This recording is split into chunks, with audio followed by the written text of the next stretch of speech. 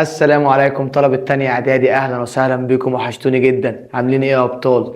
النهارده حبيب قلبي جاي لك في الوحدة التانية في الدرس الاول اللي بعنوان مصر بعد الفتح الاسلامي، او احوال مصر بعد الفتح الاسلامي. كل اللي عليك يا بطل تنزل بسرعة تعمل اشتراك في القناة لو لسه ما عملتش، وتفعل زر الجرس عشان يوصلك كل جديد، وتضرب اللايك التمام وتقول لنا رايك في الكومنتات، ويلا بينا.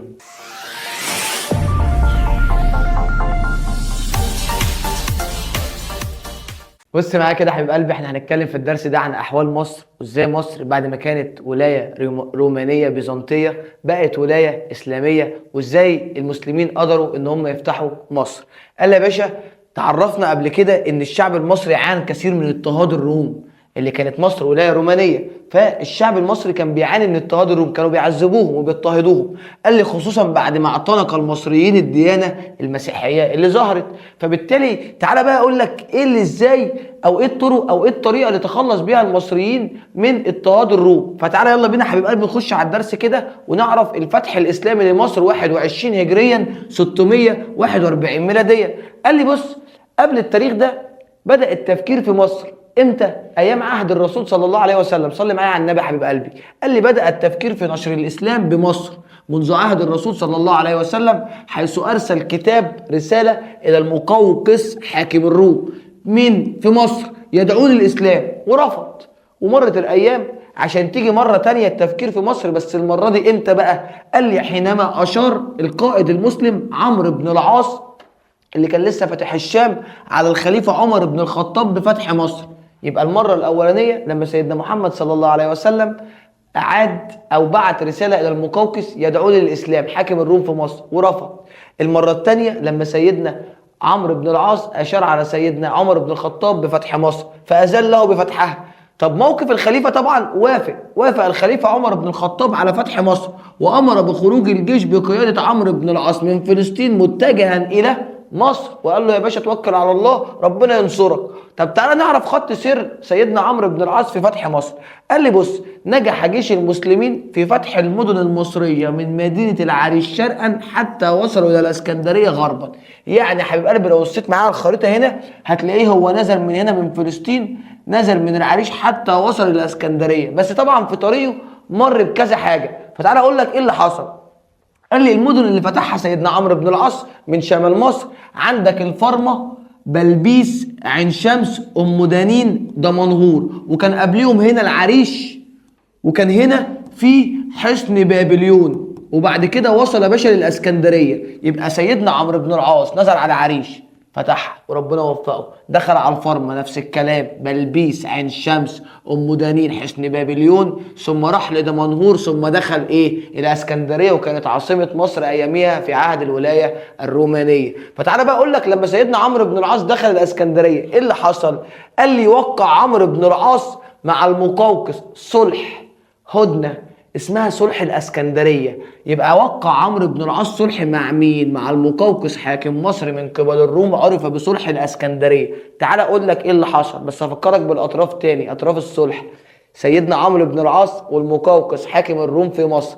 قال لي يا باشا الهدنه، شروط الصلح ان تقعد هدنه، هنعمل هدنه بيننا وبين بعض مده 11 شهر لا يقوم اي من الطرفين باي عمل حربي. يعني احنا يا باشا هنقعد 11 شهر بدون حرب، ولا المسلمين يهجموا على الروم ولا الروم يهجموا على المسلمين. رقم 2، ان كل جنود الحامية الرومانية تترحل عن طريق البحر، تمشي من طريق البحر، ويحمل الجنود معهم امتعتهم، اكلهم ولبسهم وشربهم واموالهم، وهم امنين على ذلك، ومحدش هيكلمهم في اي حاجه، وهيطلعوا سالمين غانمين الى بلدهم عن طريق البحر. رقم 3، ان الروم ما يرجعوش لمصر تاني في محاوله لاستعادتها او ان هي ترجع ولايه رومانيه. رقم 4، الا يتعرض المسلمين بسوء، ان المسلمين بتوعنا ما نجيش جنب الكنائس بسوء، ما نضرهاش، ما نولعش فيها، ما نخربهاش، نحافظ عليها. قال لي ان يبقى اليهود كمان بالاسكندريه. يبقى انت عندك 5 شروط او 5 حاجات نص عليهم صلح الاسكندريه. 1، ايه هي؟ قال لي ان اليهود هنعمل، او ان الروم هنعمل معاهم هدنه 11 شهر لا يتعرض اي طرف للاخر او لا يقوم باي عمل حربي. يبقى هدنه 11 شهر بدون اي عمل حربي بين الطرفين. رقم 2، يتم ترحيل الحمية الرومانية، جنود الحمية، عن طريق البحر. وهم امنين على ذلك في اموالهم وامتعتهم واكلهم وشربهم وكل حاجه. 3 ان الروم ما يرجعوش تاني لمصر في محاوله ان هم يستردوها او ان هم يرجعوها تاني ولايه رومانيه. 4 ان كمان المسلمين لا يتعرض لايه للكنائس بسوء. 5 ان يبقى اليهود في الاسكندريه. ونستنتج من الصلح ده حبيب قلبي ان ضمننا حقوق عديد من الفئات زي الجنود الروم وكمان المسيحيين واليهود. واكد الصلح والاسلام بيأكد لهم على مبدأ الحريه الدينيه واحترام الاخرين. احنا بنحترم الدينيه، لكم دينكم ولي دين، واحترام الاخرين، بس نعيش حياه سليمه كويسه. يبقى اتجه عمرو بن العاص بعديها بقى الى ايه؟ الى جنوب مصر وفتحها كما يتضح من الخريطه. يبقى هو وصل للاسكندريه، وقع الصلح مع المقوقس، بعد كده بدأ ينزل الى جنوب مصر. فتعال اقول لك بقى نتائج فتح مصر. يعني لما عمرو بن العاص او سيدنا عمرو بن العاص فتح مصر، ايه اللي حصل؟ ايه النتائج اللي عندي؟ قال لي تحولت مصر من ولايه بيزنطيه مضطهده دينيا الى ولايه اسلاميه شاركت بدور كبير جدا في نشر الحضاره الاسلاميه. يبقى قال لي تحولت مصر من ولايه ايه؟ بيزنطيه مضطهده دينيا الى ايه؟ ولايه اسلاميه شاركت في نشر الحضاره الاسلاميه، شاركت في نشر الحضاره وبناء الحضاره الاسلاميه. طبعا سيدنا عمرو بن العاص هو اللي فتح مصر، فاصبح اول والي على مصر. يبقى عمرو بن العاص اول والي على مصر. وسيدنا عمرو بن العاص برضو بالمناسبه ادى مثال كبير جدا على سماحه الاسلام، اللي هو ايه؟ منح اهل مصر الحريه الدينيه وحرص على حمايه اموالهم واماكن العباده. يبقى اداهم حريه دينيه، كمان كان بيحمي اموالهم واماكن العباده الخاصه بهم. تعال بقى اقول لك الملامح الحضاريه لما الاسلام دخل في مصر غير فيها ايه؟ تعال اقول لك يا حبيب قلبي. بص، قال لي اولا مصر عاشت حاله من الاستقرار والامن في عصر الولاة، وازدهرت الانشطه الاقتصاديه المختلفه. تعال بقى اقول لك ايه هي الملامح الحضاريه. قال لي 1 نظام الحكم، القضاء، الحياه الاقتصاديه، الحياه العلميه، العماره. فتعال نبدا بسرعه كده في نظام الحكم. قال لي ابقى المسلمون على ايه؟ على النظام السياسي اللي كان موجود في مصر قبل الفتح الاسلامي. دخل بقى نظام سياسي حاكم وناس بتساعده، قال لك بس زي ما هم، بس هنعمل تعديل بسيط، هيكتفوا بشغل بعض المناصب السياسيه ليشرفوا على الاداره بوجه عام، بس هنشيل الناس دي الرومان دول ونحط ناس مسلمين عشان نبقى احنا بنشرف على الاداره بتاعت الدوله.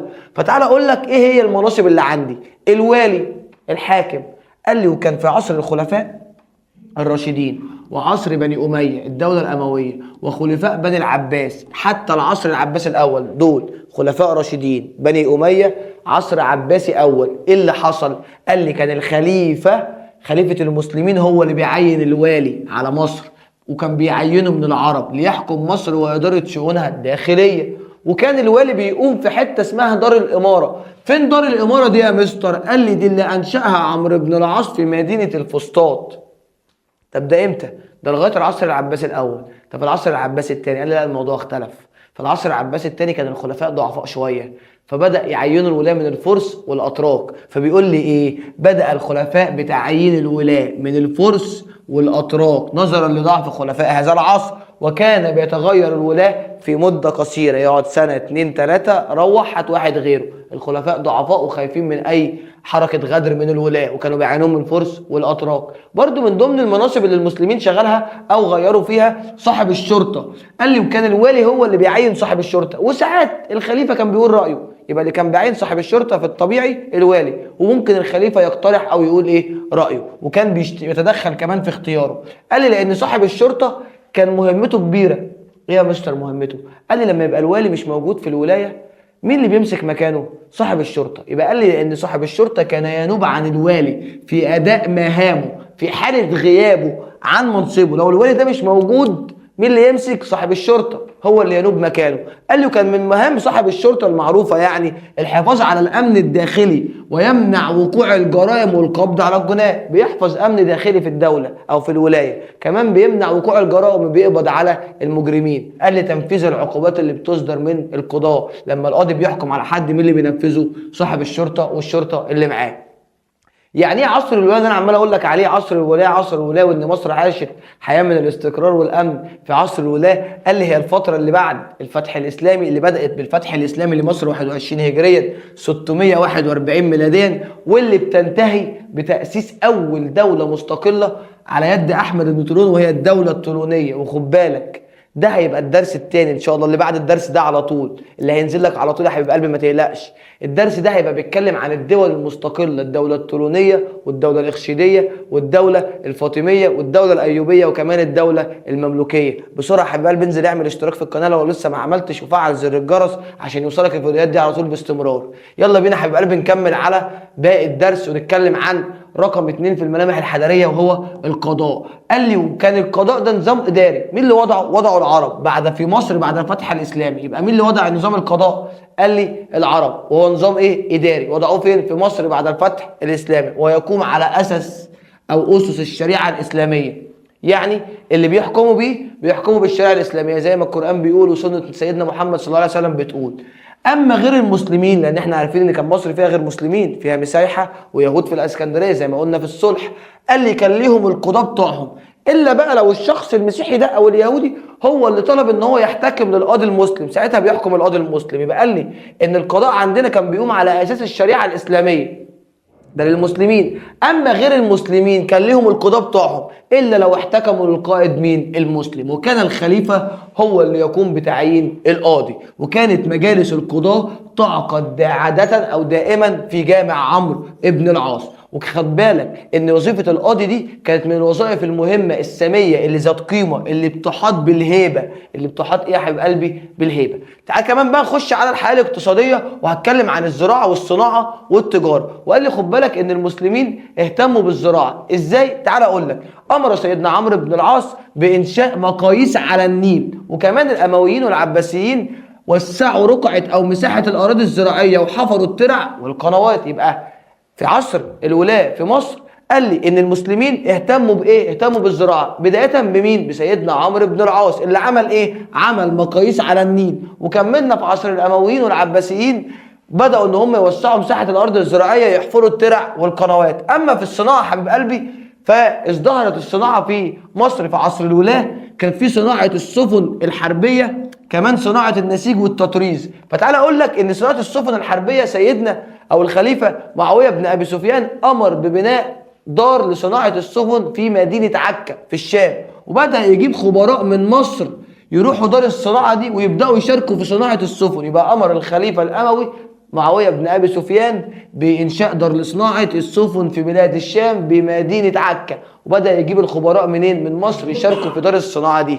قال لي كمان صناعه النسيج والتطريز، ان الثياب المصري والهدوم المصري قبل الفتح الاسلامي كانت بيبقى فيها تطريز روماني او بيزنطي. فامر الخليفه الاموي عبد الملك بن مروان ان الكتابه تكون عن النسيج باللغه العربيه، اللغه بتاعتنا. ليه نعمل التطريز او الملابس بالتطريز البيزنطي؟ فامر ان هي تبقى باللغه العربيه. قال لي وكمان كان بيتم تزيين المنسوجات اللي مصنوعه من الكتانيه بزخف من الحرير. تعالى بقى يا حبيب قلبي نتكلم عن التجاره.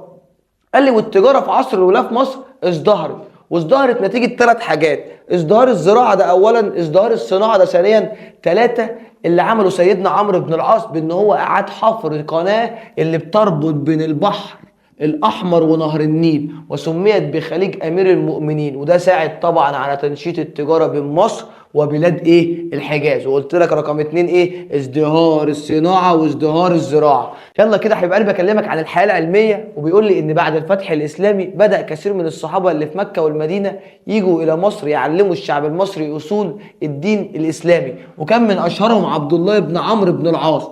واللي قامت في مصر ساعتها نهضه علميه حديثه، وكان دعمتها او اساسها الدين الاسلامي واللغه. يبقى بعد الفتح الاسلامي كثير من الصحابه بداوا يجوا من مكه والمدينه الى فين؟ الى مصر. ليه يا مستر؟ عشان يعلموا الشعب المصري اصول الدين الاسلامي. وزي مين؟ زي عبد الله بن عمرو بن العاص. واللي خلى او قامت في مصر ساعتها نهضه علميه حديثه كان اساسها الدين الاسلامي واللغه العربيه. وبدا في القرن الثاني الهجري بقى ينشا جيل من الناس اللي اتعلمت دي، صاروا علماء وائمه في ايه؟ في القراءات بتاعت القرآن، في الأدب، في اللغة، في التاريخ. يبقى قال لي نشأ جيل جديد جدا من علماء وأئمة في كذا حاجة، قراءات، قال لي أدب، لغة، تاريخ. قال لي وأصبحت مصر ساعتها مركز لنشر العلم والثقافة مما ساهم في بناء وتقدم الحضارة الإسلامية. تعالى بقى أكلمك عن آخر حاجة عندنا وهي العمارة، المباني اللي بنوها. ومهتم العرب بالعمارة في مصر وبنوا العديد من المدن. فتعال اقول لك زي مدينه ايه؟ مدينه العسكر اللي انشاها العباسيون، ودي تم انشائها في العصر العباسي لتصبح عاصمه جديده لمصر. قال لي مدينه الفسطاط اللي اتبنت في عهد الخلفاء الراشدين، مين اللي بناها؟ الاموي عمرو بن العاص، والوالي عمرو بن العاص شيدها لتكون عاصمه لمصر بديله عن الاسكندريه. ليه؟ ما اسكندريه كانت حلوه مصر. قال لي لا، اسكندريه كانت بعيده عن قلب مصر وكانت واخده الطابع الروماني، فبالتالي عمرو بن العاص حب يغيرها فبنى مدينه الفسطاط. قال لي كمان مدينه حلوان اللي انشاها الامويون. طب يبقى انت عندك العسكر انشاها العباسيين، عندك الفسطاط انشاها عمرو بن العاص، عندك حلوان انشاها الامويون. طب تعالى يا حبيب قلبي اكلمك كمان ان كان في مساجد. فسيدنا عمرو بن العاص بنى اول جامع في مصر بمدينه الفسطاط، واللي عرف باسمه بقى مدرسه دينيه وعلميه ومركز للقضاء. يبقى سيدنا عمرو بن العاص بنى جامع عمرو بن العاص في مدينه الفسطاط، اللي عرف باسمه بقى مدرسه دينيه، بقى كمان مدرسه علميه ومركز للقضاء. قال لي كمان ان مدينة الفسطاط دي ظلت عاصمة لمصر طوال عصر الخلفاء الراشدين والخلافة الأموية طب تعال أقول لك على موقف مضيء في قصة فتح مصر لسيدنا عمرو بن العاص. إن هو كان ناصب الخيم بتاعته خارج أسوار عند حصن بابليون، فلما جه يلم الخيم دي ويلاحق جيش الروم ويحاربهم، لقى زي يمامة عاملة عشاء على الخيمة، فساب الخيمة بتاعته وراح حارب الروم وانتصر عليهم ورجع شال الخيمة وسمى المنطقة دي الفسطاط وبنى مدينة الفسطاط. وبكده حبيب قلبي نكون وصلنا لنهاية درسنا النهارده. اتمنى تكون استفدت. اشوفك ان شاء الله في فيديوهات كتيرة جدا جاية. ما تنساش بسرعة تنزل تعمل اشتراك في القناة وتفعل زر الجرس عشان ما يفوتكش اي شرح جديد، وتضرب اللايك التمام وتدينا رأيك في الكومنتات. سلام.